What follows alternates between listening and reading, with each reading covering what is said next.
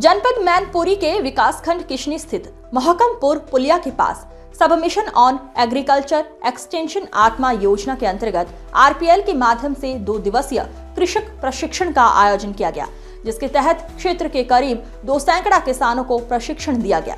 प्रशिक्षण शिविर का संचालन कृषि विभाग के एसएमएस विष्णु कुमार ने किया तथा सहयोग बीज गोदाम प्रभारी राजू राजपूत, धर्मेंद्र सिंह तथा एकता यादव आदि ने किया।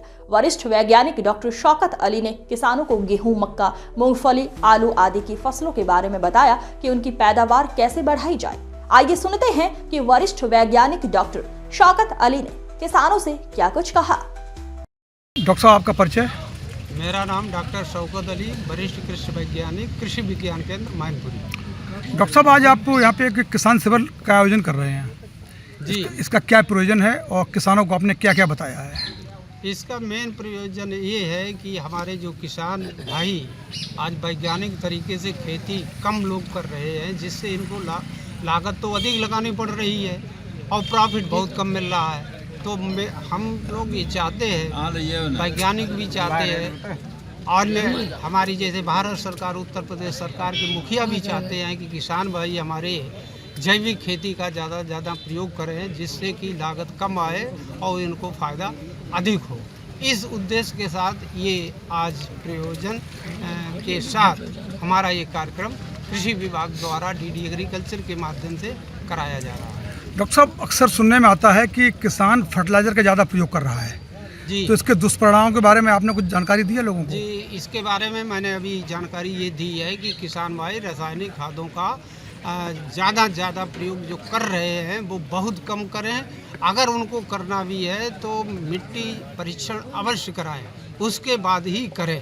और अगर बात मान लें हमारी, तो जैविक तरीके से खेती करें तो ये जो बीमारियां आज हो रही हैं, जैसे कैंसर की बीमारी है, हृदय रोग की बीमारी, बीपी की बीमारी, शुगर की बीमारी, इनसे निजात जैविक खेती करके ही की जा सकती है और कोई तरीका नहीं है। सर, मेरा नाम राम कुमार त्यागी है। मैं क्लस्टर हेड हूँ एक्सेस डेवलपमेंट सर्विसेज से और हम अभी किसनी एफपीओ जो है उसके साथ काम कर रहे हैं मिलकर। आज किसान शिविर में आप लोग आए हैं जी। आप कुछ दवाई वगैरह लेके आए हैं? हाँ, नहीं, दवाई नहीं है एक्चुअली। हमारा ये माननीय मुख्यमंत्री जी हैं, उन्होंने एक योजना चलाई थी। नवंबर 2024 में इसका उद्घाटन किया था उन्होंने अपने हाथों से ही।